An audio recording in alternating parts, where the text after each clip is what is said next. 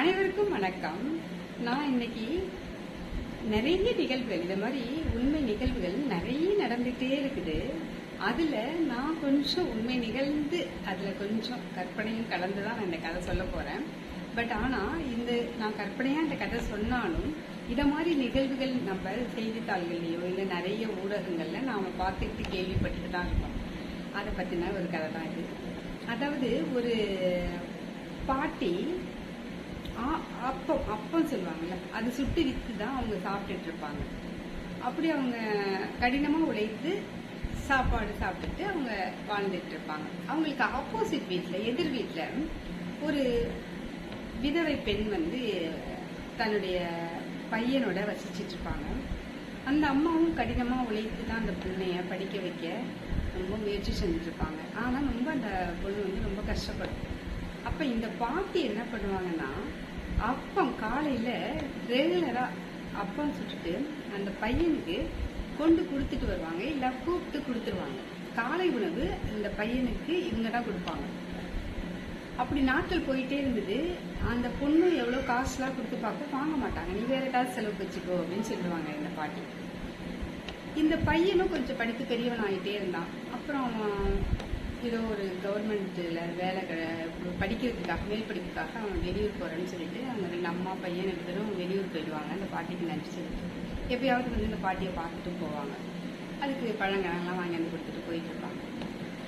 ஒரு நாள் இந்த பாட்டி இந்த மாதிரி கடினமா உழைச்சி சாப்பிட்டுட்டு இருக்கும் பொழுது ஒரு நாள் திடீர்னு அவங்க ஒரு மாலை நேரத்துல உணவு வாங்குறதுக்காக வெளியில மார்க்கெட் போயிட்டு இருப்பாங்க. அப்ப அவங்களால ஏதோ ஒரு மயக்கமா அவங்களால எதுவுமே செய்ய முடியாம அப்படி தடுமாறி கீழே விழுந்துருவாங்க. அப்ப அந்த வழியா ஒரு கார்ல போன கார் நின்று இந்த பாட்டிமாவை தூக்கி கொண்டு ஹாஸ்பிட்டல்ல சேர்த்து, ஹாஸ்பிட்டல்ல போனா இவங்களுக்கு பெரிய ஆபரேஷன் பண்ணாதான் அவங்க உயிர் பிழைப்பாங்க அப்படின்னு சொல்லுவாங்க. இது பெரிய செலவாகும் அப்படின்னு அந்த ஹாஸ்பிட்டல்ல சொல்லுவாங்க. அந்த அழைத்துட்டு வந்த பையன் அந்த பாட்டிக்கு எல்லா செலவுகளையும் தான் ஏத்துட்டு அந்த பாட்டிய ஆபரேஷனும் ரெடி பண்ணி ஒரு 1 வீக்கெண்ட் அந்த பாட்டி கண் விழிச்சு பார்ப்பாங்க.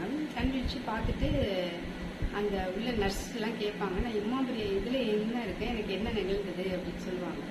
அவங்க நீங்க இந்த மாதிரி அவங்க நர்ஸ் இந்த கதையை சொல்லுவாங்க. ஒருத்தவங்க உங்களுக்கு பணம் சேர்த்தாங்க, அவங்க எல்லா செலவையும் ஏற்றுக்கிட்டாங்க, உங்களை அவங்க பேரன்னு சொன்னாங்க அப்படின்னு சொல்லிட்டு சொல்லுவாங்க. இந்த பாட்டி பெரிய செலவா இருக்குமா? ஆமா அந்த நர்ஸ் சொல்லுவாங்க.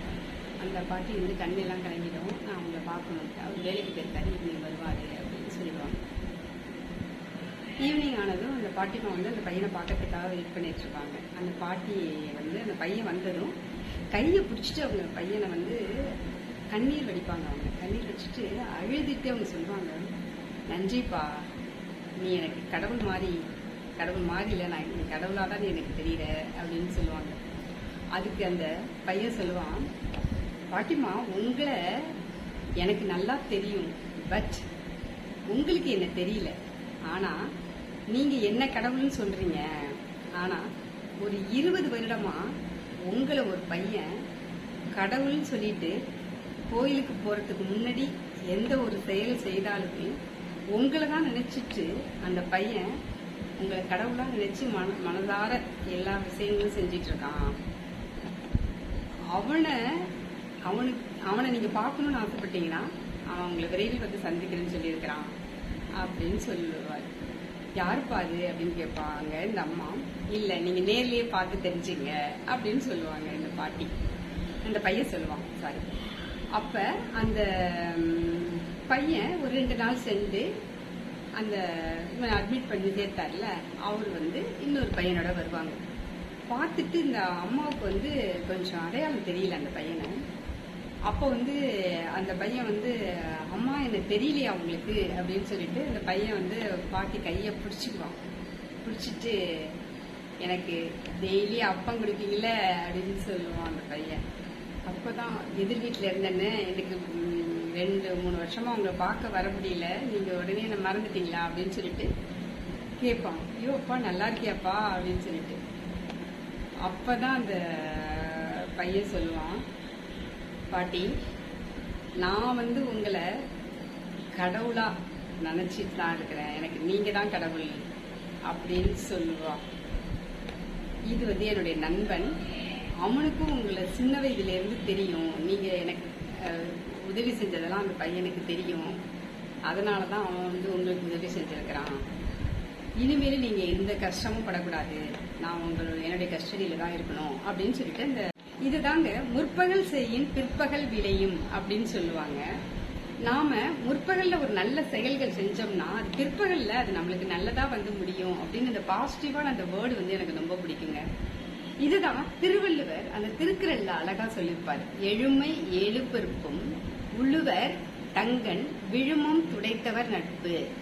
எழுமை எழு பிறப்பும் உள்ளுவர் தங்கன் விழுமம் துடைத்தவர் நட்பு. அதாவது எந்த ஒரு சான்றோன் தன்னுடைய கஷ்ட காலத்தில் யாராவது உதவி செய்து இருந்தால் அதை 7 பிறப்பானாலும் மறக்க மாட்டார்கள் அப்படிங்கிறது தான் இதுக்கு இந்த திருக்குறளுடைய அர்த்தம். இந்த கதையும் அதை தாங்க சொல்லுது.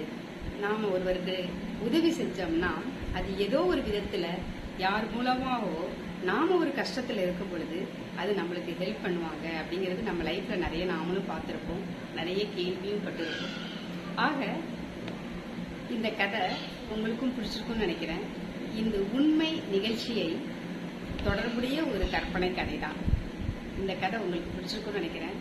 நன்றி, வணக்கம்.